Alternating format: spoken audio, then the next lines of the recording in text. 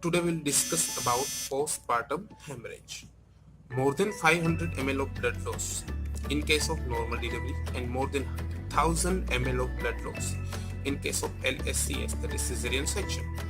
It is defined as a PPH. Now, the management of PPH, the first thing is that you have to identify the origin of bleeding. For example, if the uterus is atonic, then you can probably suspect that it is because of atonic uterus there is PPH.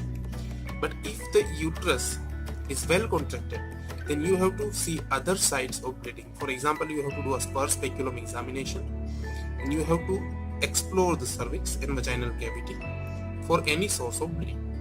Now, in most of the cases of PPH, the atonic uterus is the responsible cause. So the management consists of oxytocin. Injection oxytocin 10 international unit IM, one thing. Second thing, you also have to put injection oxytocin 40 international unit in 1 pint of either NS or RN, 500 ml of 1 pint. Okay, and you have to start oxytocin IV starting from the 30 drops per minute up to 60 drops per minute, and you can also increase this rate if bleeding is not controlled. Tablet misoprostol 800 microgram is put in per rectal.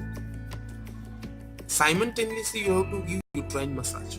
This is the first thing you have to do in case of PPH.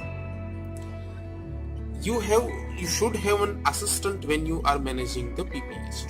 Assistant will get the blood status corrected. For example, he will send hemoglobin blood group cross matching and will prepare for blood transfusion. The maximum important is this thing that you have to prepare for a BT in case it is needed. Okay, now the second step in case of PPH is, if the PPH is not resolved by the first measures, then you have to do you have to do uterine cavity exploration for any remain placental bits, because it can also cause bleeding in PPH. Okay, now you can also give injection carboprost, that is 1 ampule IM. Injection carboprost is a very strong uterocontractive, so you have to give it if the bleeding does not stop by the first measures. Okay, now before giving carboprost, you have to take history of the patient because it has very few side effects. For example, if the patient has history of asthma or any lung disease or higher blood pressure in case of eclampsia or preeclampsia, you should not give injection carboprost. Okay, the side effect of carboprost is vomiting and diarrhea.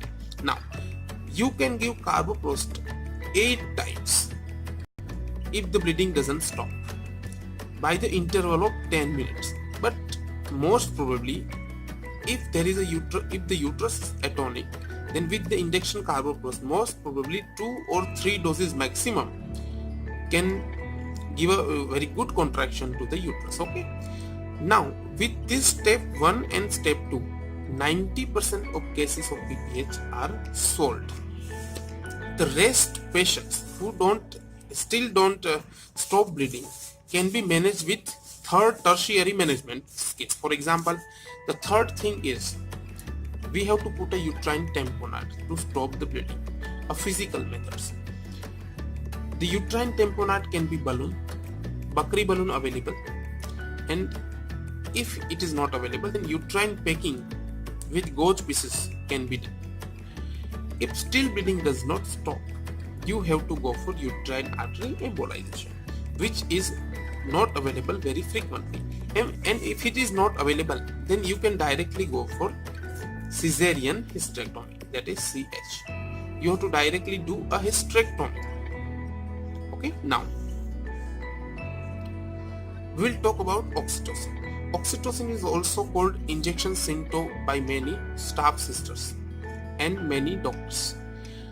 1 ampule consists of 1 ml of oxytocin drug, which consists of 5 international units. The side effect of oxytocin is very less, and urine retention occur in very high doses of oxytocin. So oxytocin is a very safe drug. Thank you.